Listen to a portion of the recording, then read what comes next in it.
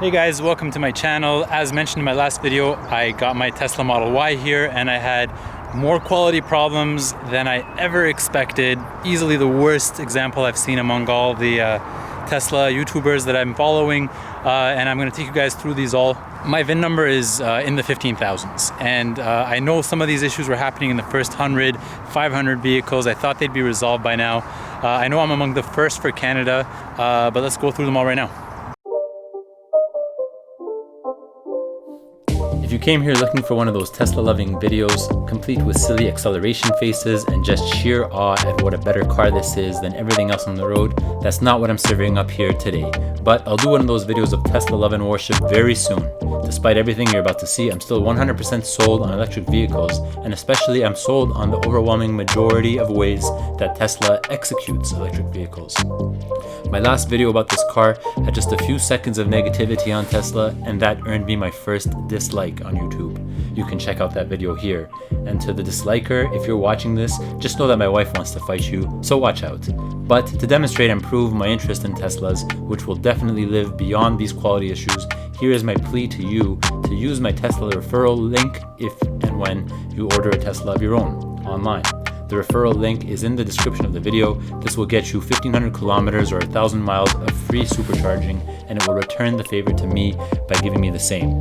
If you have a close friend or relative, use theirs, of course. Otherwise, you can use mine, and I will appreciate it very much. Please don't forget that you have to start with the link from the very beginning. You can't just apply it at checkout like a coupon code or something like that. I know that at least some of the issues that I'm about to show you can be addressed through Tesla's service, but some of these are what I would consider major. The sheer number of issues has brought me to a point where I'm thinking of returning this car, waiting a month or so, and buying a new Model Y again with hopes that later production runs will be better. I will keep you all posted on that, but the important takeaway here is that you should look for these exact same issues on your delivery of a Model Y or really any car at any dealership. So let's jump in.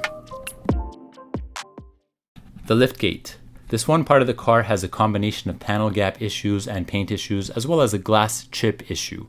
The gaps are so large that I noticed it from about 20 feet away as the rep from Tesla showed me the car for the first time. The gap is nearly 3/4 of an inch on the driver's side. It's so severe that it jams the liftgate as it tries to open electronically. Met with that resistance, the liftgate just recloses. I can only open it if I manually assist it to open, and that's when you hear this. You can hear things rubbing that should not be rubbing. The glass is being strained, and as I mentioned, it already has some damage at its edge. It's just a matter of time before it cracks entirely. I don't even think this will keep the water out. How on earth was this deemed acceptable to hand over to a customer is just mind-boggling and inexcusable for the world's most highly valued automaker. The liftgate gaps are all around poor, including its fitment to the taillights, and all of this leads to a constant squeaking noise, which can be heard here. Even as I drive around the smooth pavement of my neighborhood and over some patchier pavement, it's a veritable symphony back there of what sounds like a dozen bats trapped in a burlap sack. For the cherry on top, this liftgate has 3 dust spots in the paint. If you don't know what that means, it's basically a particle of dust or debris that is permanently stuck under the clear coat or under the paint itself. In other words, something that you would never find on pretty much any other car in this price range, and even in price ranges far lower. Panel gaps.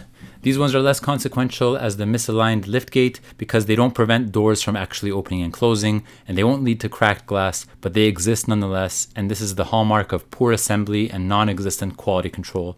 There are several misaligned panels between the driver's side fenders at the wheel trim, also near the bottom of the car on the same panel. Passenger side is less problematic but still not correct. Rear quarter panels to taillights are also off, and of course every gap relating to the liftgate. These misalignments are more evident at trim pieces where you could see it more readily. Rear bumper alignment to body is an issue as well. Front passenger bumper to fender. This creates a sharp point on both sides. Surprisingly, the hood gaps are all right, which was a very common issue for the Model 3, which had a shifted front hood or a sunken front hood. The rear seats. The 60/40 section of the seats are not in alignment with one another. This is apparently a very common issue. Ryan Shaw's channel linked below talks about this, and according to his experience with Tesla, they know about it and a fix has been done to new production. But again, I got a new production car. I'm in the 15,000s for the VIN number, and they have a fix for existing models. So how do they justify selling this to me without any mention of it? But shouldn't it be something that they tell me up front and schedule a recall to replace it at some point? Number 4, orange peel. I've noticed a significant amount of what's known as the orange peel effect on the car's paint. If you don't know what that means, it's about the visual texture of the paint. Without proper conditions in the spray booth, the paint does this, and it looks bad. I paid extra for this special midnight silver metallic paint, and instead of metallic, I got citrus. I don't think this can really be addressed in a paint shop. One of the affected panels is the rear quarter panel, which isn't really one of those removable panels. It's actually structural, so we'll see what Tesla has to say about that. Next up, the weather sealing. Especially in one specific place, which is the front passenger side. The trim between the floor and the bottom edge of the car is not assembled right. The plastic and the rubber trims don't meet, and you can see wiring through those gaps. I've seen this on other people's cars, but I haven't seen it this bad in one specific location. This wouldn't survive a car wash. I noticed this after my delivery day.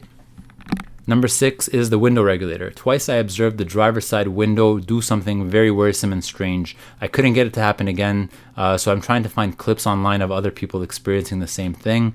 Essentially, the window starts rolling up, suddenly stops halfway and rolls back down. This is a major issue. Some uncontrolled behavior would be really a problem, especially in the context of rain, theft of stuff that's inside the car, and the fact that I have a 3-year-old in the back who might stick his fingers in there, and the windows have to do what's expected, not something else. So those are my main 6 things. I have a few other less earth-shattering gripes. Here they are in rapid fire. The headliner was covered in fingerprints and scuffs and dust and dirt. The coat hooks make no sense at all. It's brand new and it just jams itself. You have to unjam it first and then you can use it. Super low quality there. The car showed up with no shortage of dust on the seats. Overall, more signs that nobody really checked this car in any meaningful way before shipping it out. I had to clip in plastic bits of the wiper. I had to fold in weather stripping that was not adjusted. The worst offender was this black tar gunk on the inside of the windshield. I had to clean it myself. It really shatters the concept of QA. There's none on this car. Tesla couldn't tell me if I have the sound insulation on my heat pump or not. I'd like to know. If it's missing, it's something that I would want to have added in right away. Tesla's also charged me full pop for license plate fees, but they gave me a sticker that expires in 6 months, and that's not fair. Software gremlins have started showing up, which I hope will be resolved in future updates. To be specific, I've had the FM radio stop working 3 times. The reversing camera image has frozen once, which could be potentially dangerous or damaging, and this car still does not charge from a Siemens VersaCharge unit, even though those chargers are quite common, and Tesla has known about this issue on its forums for over 3 years with the Model 3. It goes without saying that the plethora of issues and the obvious lack of inspection gives me pause to wonder what other problems are lurking, waiting to be revealed. If bodywork, interior seats, plastic clips, and so on are not done right, how can I expect that all of the hoses and cables for motors, batteries, all that sort of thing is secured properly? Do I have looseness in my brakes? Are my shocks and springs also loose? This whole experience has really put a damper on the excitement I have had for this car, but again, I think the technology has importance far beyond this silly first world luxury car problem that I'm having right now. Tesla's doing so much so right. I'm rooting for them big time to handle this the right way. I hope you find my experience helpful. Please like and subscribe if you want to be notified about my next video.